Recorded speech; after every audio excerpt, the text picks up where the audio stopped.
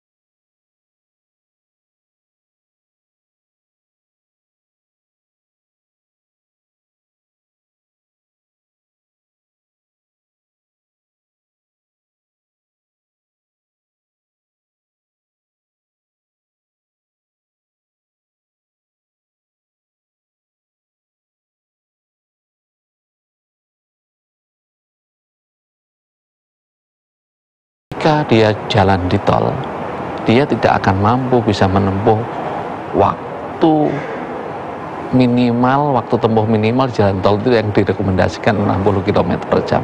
Ya nggak bisa. Yang terjadi apa? Dia terjadi perlambatan. Perlambatan itu sudah melanggar aturan.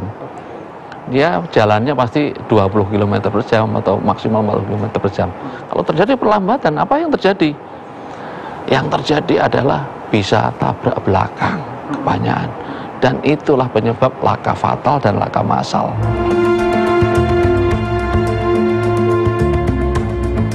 Melambatnya waktu tempuh berimbas kepada konsumsi bahan bakar yang semakin tak ramah lingkungan.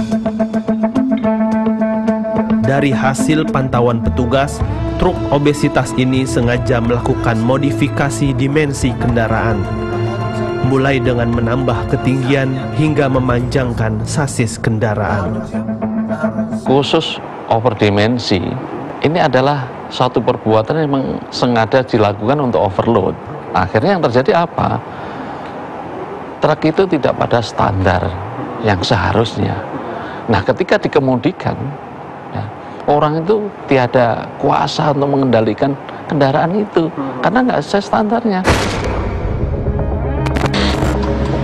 Tahun lalu, sebuah kecelakaan fatal dan massal terjadi di tol Cipularang kilometer 91 arah Jakarta. Ini apa ini?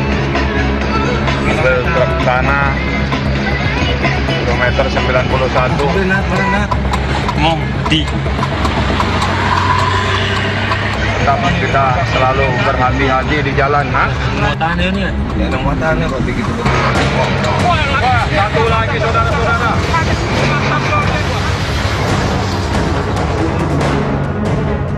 Kecelakaan ini melibatkan 20 kendaraan, di antaranya 7 truk, 2 bus, dan 11 kendaraan pribadi. Akibatnya 8 orang tewas, 4 orang luka berat, dan 16 lainnya luka ringan.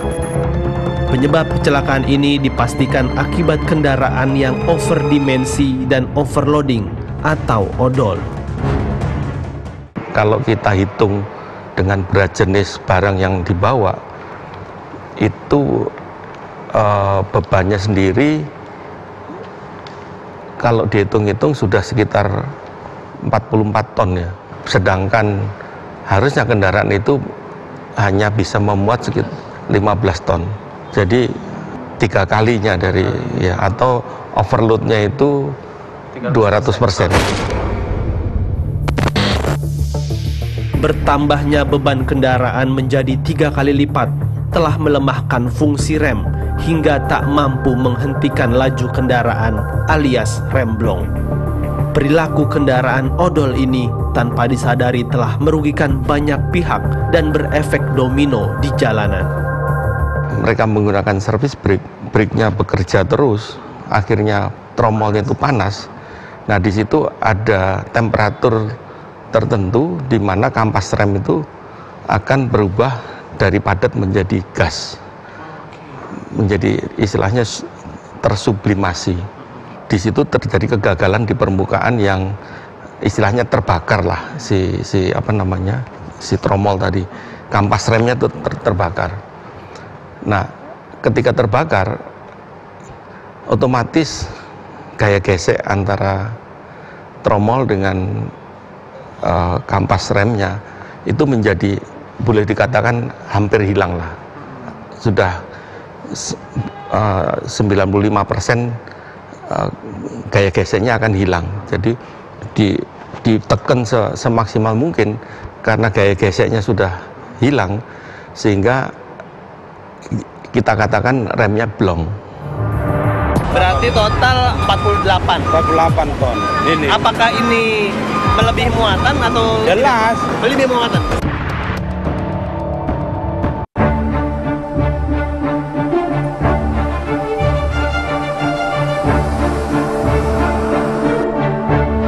Pada awal Maret lalu, sejumlah kementerian bersama kepolisian melakukan terobosan untuk menghabisi truk odol di jalanan. Langkah yang dilakukan adalah dengan melarang kendaraan obesitas masuk tol dari Tanjung Priuk, Jakarta hingga Bandung, Jawa Barat. Kendaraan yang melintas dan mencurigakan obesitas diminta untuk ditimbang. Salah satunya truk pengangkut batu bara ini. Hasil ininya yang untuk truk ini berapa Pak beratnya Pak? ya. Kalau umpama jumlahnya sama berarti 20 ini. Oh, ini satu ban kanan 10 yang sana 10. Terus tadi depan 4 kanan 4 kiri. Iya. Jadi oke. Kalau umpama sama kan kadang ada yang berat di sini, ada di sini. Bagusnya sih rata. Oke. Ini sudah melebihi kalau ini. Kalau ini sudah melebihi. Lebih. Harusnya berapa Pak? 10. Satu muatan 10 ton. Satu Excel. Satu Excel 10. Ini udah 20 berarti. Oh, oke. Berarti ini lebih ya Pak ya? Oke. Ini juga nih. Ini Pak. Batu bara. Ini komoditi batu bara. Ini 10. Yang sana juga 10. Iya. Oke. Jadi kalau saya total nih Pak, kan ada 3 baris ban. Iya. Baris pertama 3 sumbu. Yang pertama kurang lebih 8 ton. Kemudian ban kedua 20. Berarti total 48 ton. Ini. Apakah ini melebihi muatan atau Jelas. melebihi muatan? Standarnya berapa ton Pak? 24 di kelas jalan kelas 1. 24 harusnya. Ya. Berarti ini 2 kali lipat. Oh iya. Oke. Ini yang ditindak nanti. Ini ditindak. Ditindaknya seperti apa Pak nanti Pak? Ditilang terus kembali. Oh, oke. Ditilang terus dikembalikan ke mana, ke tujuan, ke asal. Kendaraan yang obesitas kemudian dipasang stiker pelanggaran. Dari Tanjung Priuk, kemudian Cikampek, sampai dengan Bandung, tidak ada lagi. Semua kendaraan truk yang odol nggak boleh lewat lagi. Jadi Tanjung Priok, Jor 1, Jor 2, tol dalam kota nggak boleh lagi. Dari awal kita kan juga tidak, kita memapping ya. Persoalan odol ini kan sangat kompleks sekali. Kompleks, komprehensif, dan juga multi kewenangan. Siapa sih yang berwenang di dalam sini? Ada dari kita, dari Perhubungan Darat, menyangkut masalah regulasi. Ada juga dari Disub-Disub Kabupaten Kota terkait masalah ujikir. Ada juga dari kepolisian menyangkut masalah pengawasan. Ada juga dari PUPR yang mungkin menyiapkan jalannya.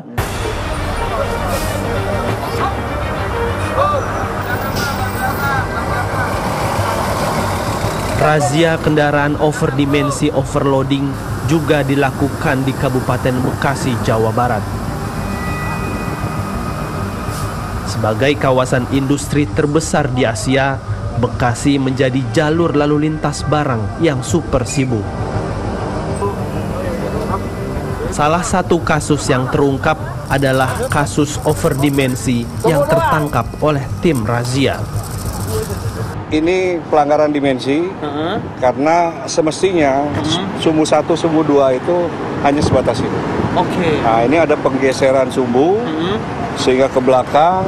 Kenapa? Karena untuk memperpanjang bagian belakang atau ROH-nya. Sehingga ini digeser, lalu ada penyambungan sasisnya. Nah, ini udah termasuk modifikasi. Kemudian secara panjang Pak, apakah ini overdimensi? Iya jelas, pasti akan panjang. Dengan merubah seperti ini tujuannya untuk memperpanjang daripada dimensinya. Nah, ini yang mesti dipotong sebatas ini. Sebelah sini? Iya, sebatas ini. Jadi bannya dimajuin, ininya dipotong? Ini dipotong. Jadi sebatas ini. Dari sini ke atas tuh Pak, semua potong Pak? Iya, semuanya. Kita potong untuk normalisasi. Oh, dipotong? Untuk, disesuaikan kembali ke standarnya. Oke, yang motong? Nah, nanti pihak perusahaan. Pihak perusahaan. Nah, kita panggil. Oke. Nanti kita arahkan supaya untuk dilakukan normalisasi. Pengemudi truk overdimensi ini pasrah dan tak bisa berbuat banyak. Punya pribadi atau punya perusahaan? Oh, punya perusahaan. Jadi abang nyetir udah ada mobil udah panjangnya seperti ini aja gitu ya? Benar. Oh. Terus jadi ini bawa apa bang biasanya? Bawa sepeda motor. Bawa sepeda motor. Dari mana ke mana biasanya? Dari Kerawang ke dealer-dealer. Oh, dealer sejauh barat? Iya, bukan. Antara kota-kota aja. Asosiasi Karoseri Askarindo pun menanggapi banyaknya kendaraan truk overdimensi di jalanan. 2015 itu memang mungkin ya kontrolnya tidak seperti sekarang setelah 2015 ya. 2015 ke sini sangat ketat. Diduga penambahan dimensi pada kendaraan terjadi saat karoseri menyerahkan kendaraan kepada pemilik kendaraan. Kalau kami dari karoseri itu mestinya tidak terlibat di situ, karena setelah keluar dari karoseri itu diserahkan kepada customer tadi ya. Lalu transporter yang melakukan itu. Kalau karoseri kan tidak tahu. Datang ke karoseri untuk dibuatkan produk karoseri. Nah, karoseri membuat rancang bangun, kemudian disahkan kepada Kementerian Perhubungan. Setelah itu dia produksi. Produksi kemudian diuji dan keluarlah surat registrasi uji tipe. Nah, atas dasar itu customer ya mengajukan KIR dan mengajukan ke kepolisian untuk penerbitan STNK BPKB. Modus penambahan dimensi pada kendaraan pun beragam. Biasanya setelah uji berkala itu oleh Disub, nah berikutnya mereka akan memperpanjang itu, menambah dan sebagainya gitu. Itu yang pertama kejadiannya. Untuk yang truk yang overdimensi, ada juga dengan alasan untuk digunakan off-road, jadi artinya nggak di jalan umum, terutama dump truck, itu truknya tinggi, kemudian banyakan tinggi. Harusnya kan sekitar 1 meter, dia buat sampai dengan 1,7 sampai dengan 2 meter. Penyimpangan terhadap buku KIR yang dilakukan juga oleh oknum ya, kemudian juga oleh masyarakat yang berdalih dengan Biro Jasa itu, saya sekarang sudah memperketat semua uji KIR itu sekarang kita berikan akreditasi. Juga sudah mengganti buku KIR yang dulu sering dipalsu oleh Biro Jasa dengan kartu seperti ini. Nah, kartu ini sekarang sudah beberapa dinas perhubungan kabupaten, kota yang sudah membuat ini. Karena memang ini harus ada alat khusus. Jadi buku-buku sudah kita keluarkan lagi di 2020, kita ganti dengan ini.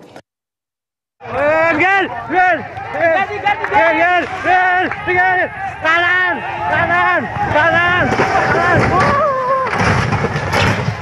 Wah, innalillahi.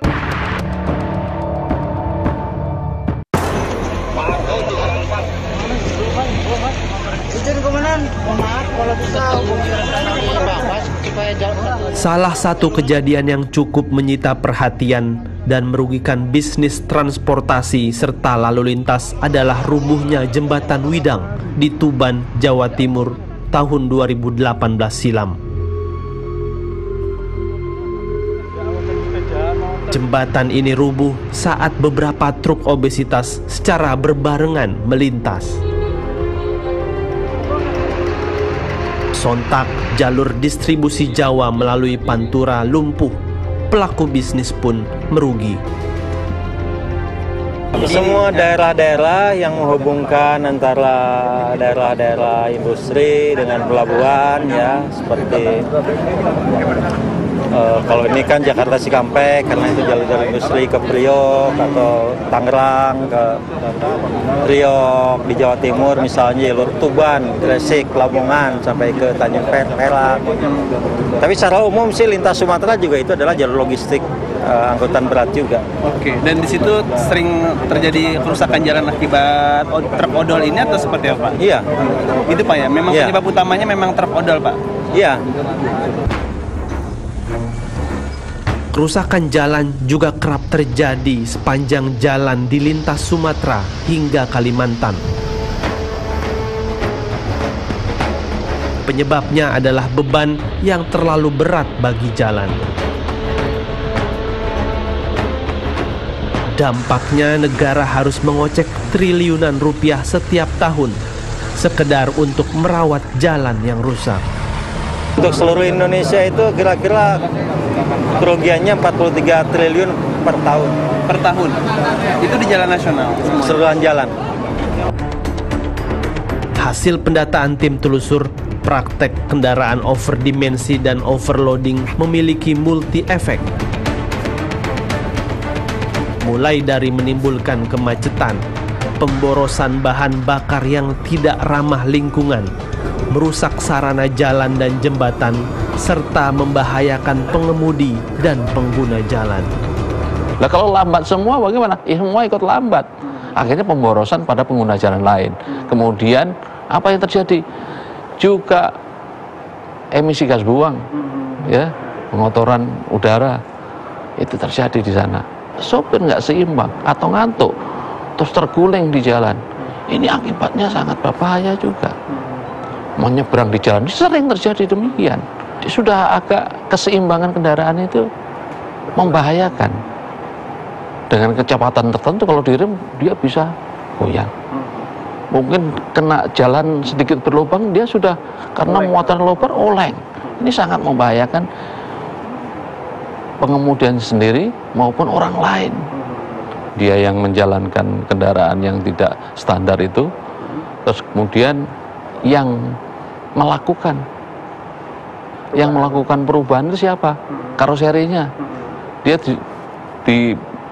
sudah menyalahi aturan kok tetap dilakukan. Karoserinya mana? Itu kena pidana itu. Terus kemudian yang menyuruh siapa? Yang menyuruh ya juraganya tuh. Nah, bosnya, pemiliknya di sana. Nah, 1 tahun denda 24 juta. Hanya demi mengeruk pundi-pundi uang, pelaku usaha kerap kali mengabaikan aturan dan keselamatan. Korban pun berjatuhan akibat keserakahan. Kini sudah saatnya masyarakat sadar akan ketertiban berlalu lintas.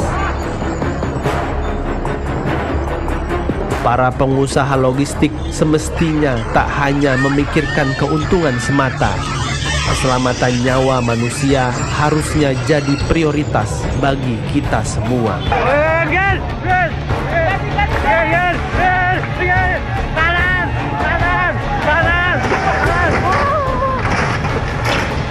Wah, innalillahi wa inna ilaihi raji'un.